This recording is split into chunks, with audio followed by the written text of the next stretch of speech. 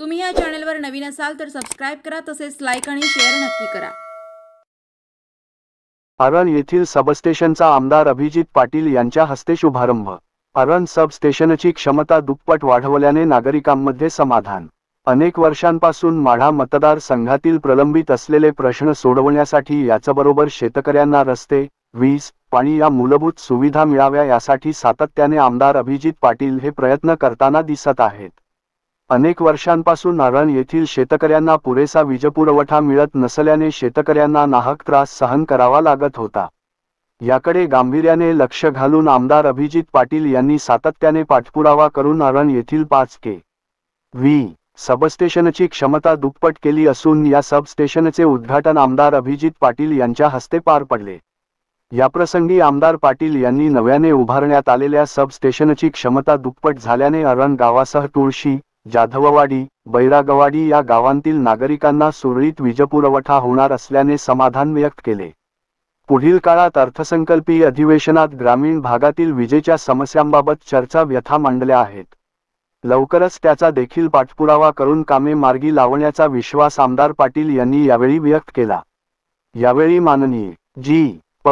सदस्य भारत शिंदे, चंद्रकांत आबा गिडे, एकनाथ सुर्वे, हरिदास रणदिवे, शरद मोरे, नारायण माळी, प्रमोद कुटे, बालाजी पाटील, यशवंत शिंदे यांच्यासह गावकरी मोठ्या संख्येने उपस्थित होते। मिळालेले सर्वात कर्तव्यदक्ष आमदार आदरणीय अभिजित आबा तुमचं कौतुक करावं तेवढं थोडं आहे। अरण 7,700 लोकसंख्या, विधिमंडळामध्ये तुम्ही भाषण करता, विधानसभेमध्ये 3 प्रश्न।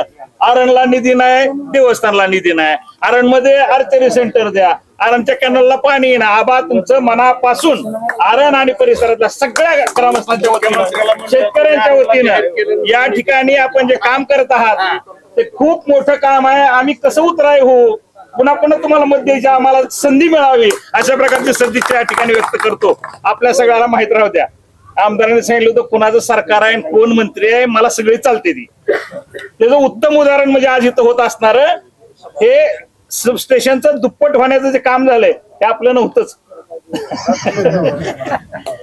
आपल्याला आश्वासन किती मिळाली दीपक आबा, पण ह्या आबांनी, दीपक काका ह्या आबांनी तिकडलं सबस्टेशन इकडं आणलंय।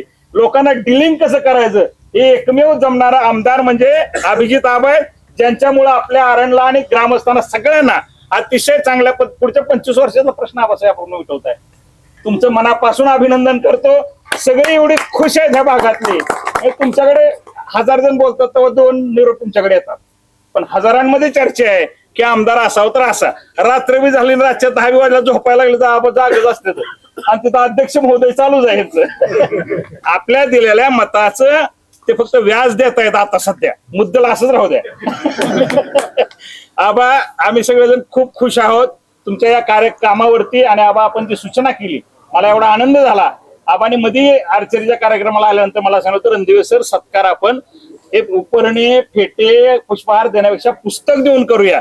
किती आधुनिक विचार आहे, डॉक्टर बाबासाहेब आंबेडकरांचा विचार, राधाकृष्णनचा विचार, ह्या सगळ्यांचे विचार आबासाहेब इथून पुढे आपण अरणमध्ये जेव्हा पण याल तेव्हा आम्ही आपला पुस्तक देऊनच सत्कार करू, कारण महाराष्ट्र शासनाने मला ग्रंथमित्र पुरस्कार देऊन गौरव केलाय। मला खूप आनंद झाला की आपण ग्रंथाने सत्कार मागताय।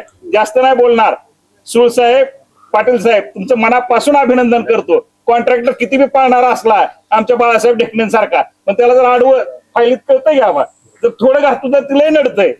या बाळासाहेब ढेकणेंनी मी बघतोय पहिल्यापासून आबा 6 महिन्याचं काम 17 दिवसात पूर्ण। जोरदार टाळ्या बाळासाहेब तुमच्यासाठी होता की एवढं जोरदार काम। आणि ही दोघंही राम लक्ष्मणाची जोडी इथं कशी राम लक्ष्मण आहेत तसे ते पण प्रशासकीय राम लक्ष्मण आहेत। तुम्हा चौघांचंही मनापासून अभिनंदन करतो। जास्त वेळ घेत नाही कारण आबांना नाही म्हणायची सवयच नाही। आता कोणतरी कानात सांगून गेलं अहो ती सप्ताह चालू यावंच लागते। आबा अध्यक्ष आहेत मरवड्याच्या कार्यक्रमात, तिथं शाळांचा खूप मोठा भव्य सत्कार होणार आहे। आपल्या अरणच्या शाळेलाही तो पुरस्कार मिळालाय, मला पण तो पुरस्कार मिळाला होता। तिथल्या अध्यक्ष आबा आहेत, त्यामुळे आम्हाला तिकडे जायचं, पण नाही म्हणायचंच नाही ना। त्याला म्हणलं बरं हाय का चालू सप्ताह आहे, येतो म्हणल्या। उशीर का होतो हे आपण सगळ्यांनी समजून घेतलं पाहिजे। उशिरा उठतो म्हणून नाही होत, उशीर कुठेतरी आराम करतोय म्हणून नाही होत, उशीर त्यामुळे होतोय आपल्यासारख्या सगळ्यांची मनं राखायची असतात। आणि आबा तुम्हाला किती उशीर झाला आमची वाट बघायची तयार आहे, इतक्या वर्षी वाट बघितली आबा।